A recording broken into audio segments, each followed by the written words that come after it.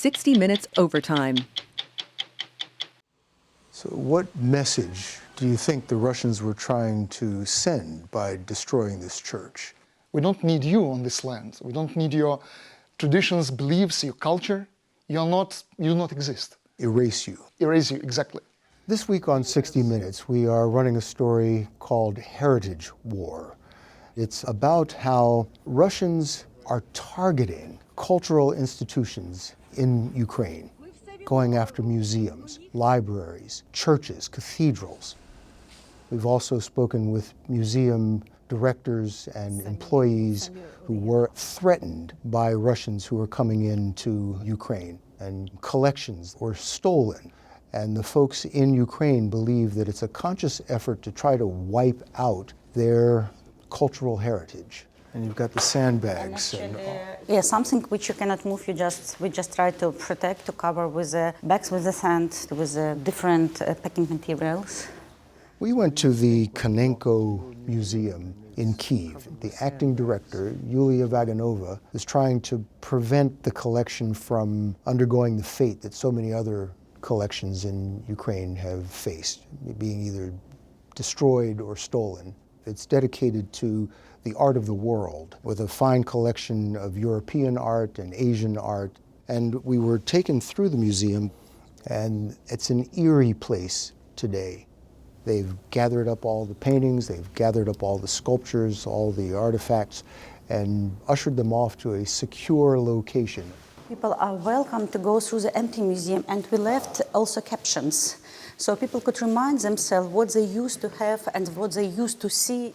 As you're walking through, it's a museum, but it's not. A space that you know was once full of light and color and life and beauty is this stark, dark, gloomy place. What is it like for you to see it like this? Well, it's very sad. It's very sad because the generation of the people grows without the museum, without this art, without this culture, because they cannot see it. The art that has been taken from the walls that is being protected, where is it? Where has it gone? We cannot comment where is the art, because it's a question of the security.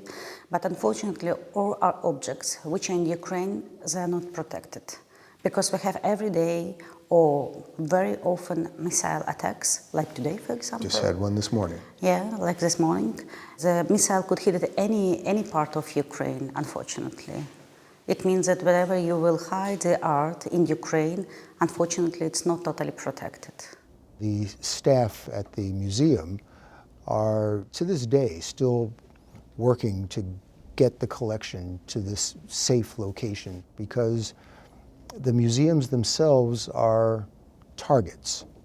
Just last year, a missile struck very, very close to the museum, blew the windows out and destroyed a portion of the museum. No one there thinks that that was by mistake. So these are the windows that were blasted out? Yes, all the windows and part of the frames. When we were there in August, it was the largest missile attack in months. 28 cruise missiles were launched at Kyiv. Drones were sent to the city. Fortunately, the American Patriot system was in place, and the missiles were able to knock out all 28 of the incoming cruise missiles.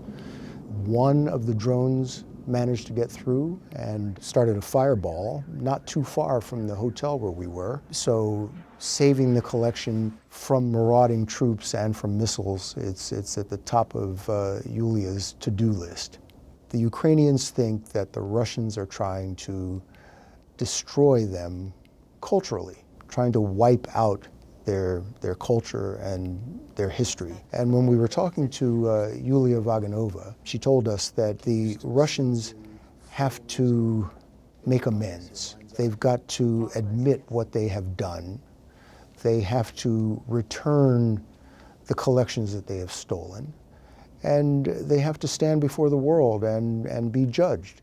The one thing which I would like to hear, but I never heard, but I experienced it in other countries, this is exactly what we call acknowledgement. So you would like Russia to acknowledge what they have done? I think this is only the way.